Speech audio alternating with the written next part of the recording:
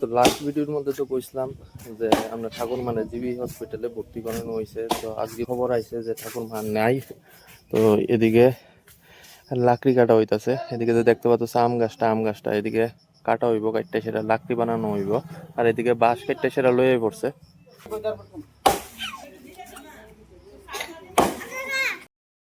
রাত্রেবেলা ঠাকুরমা মারা গেছে 12টা 20-এ। তো জিবি হসপিটালের মধ্যে আসলো ছোট কাকু আর ছোট পিসি। বাবু আসলো, কিন্তু বাবু রাত্রেবেলা আগরতলা বাড়ির মধ্যে গেছিল গা। তো এখন খবর পাওয়া গেছে যে হসপিটাল থেকে এমনি ডিসচার্জ দেওয়া হইতো না, তো আগে পোস্টমর্টম করানো হইব, যেহেতু ঠাকুরমা মাথার মধ্যে একটু ব্যথা পাইছিল পুইরে সেটা। তো যেই কারণে পোস্টমর্টমটা করা হইব। আর আমরা বাড়িতে সব নাতিরা মিললা সেটা বাঁশ টাস কাইটটা লইয়া পড়ছি ঠাকুরমার অন্তিম বিদায় দেওয়ানোর লিগে থেকে মাচা বানানো হইতাছে।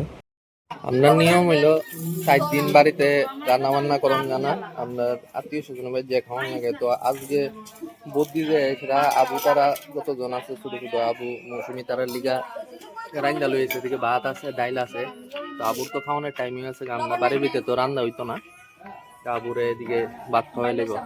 এক্স্যাক্টলি ঘড়ি কাটায় বাজে যখন 1:30, তখন ঠাকুরমারে আগরতলা জিবি হসপিটাল থেকে নিয়ে আনা হইল নিজ বাসভবন মেলাঘরের মধ্যে। তো গাড়ি দিয়া বাবু, ছোট কাকু আর মেজো কাকু নিয়ে আনলো, আর লগে মাও আইলো, ছোট মামা আইলো, ছোট পিসিও আইলো।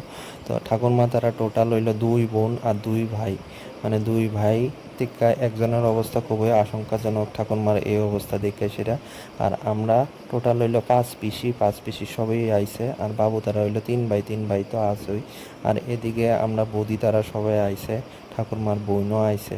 তো এদিকে একদম কান্নাকাটির একদম ঢল পইরা গেছে যা দেখে সেটা, মানে আমার দ্বারা বয়স দেওয়াটাও খুব কষ্টকর হইয়া যাইতেছে তো ঠাকুরমার অন্তিম বিদায় নিজ বাসভবন থেকে আমরা সব নাতিন মিল্লা সেটা, ঠাকুরমার ছেলেরা মিল্লা সেটা সবাই ভাবে সুন্দর করে দিতেছি এবং ভগবানের কাছে প্রার্থনা করতেছি ঠাকুরমা যেই জায়গাতেই থাকুক, সুস্থভাবে থাকুক, ভালোভাবে থাকুক, আর আমরারে ভরপুর আশীর্বাদ করে দিয়া যাক। ওখানে এলাম শ্মশানের ভিতরে, আর এদিকে বাজি লয়ে আইছি, হাজার লটের বাজি, মরিচা বাজি আছে।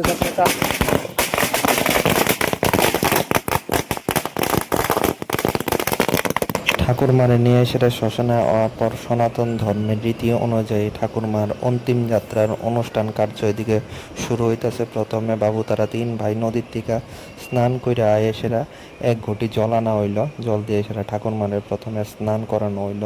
তারপর বট গাছের নিচে পণ্ডিত মশাই এদিকে ঠাকুরমার লিগা লাস্ট এদিকে পিণ্ডদানের অনুষ্ঠান এদিকে শুরু করছে, এদিকে পিণ্ড তৈরি করা হইতেছে। তারপর ঠাকুরমারে স্নান করায় সেটা এদিকে নতুন সাদা কাপড় পরায় সেটা ফুল দিয়ে সেটা লাস্টবারের মতো ঠাকুরমারে শ্রদ্ধাঞ্জলি জানানো হইতেছে।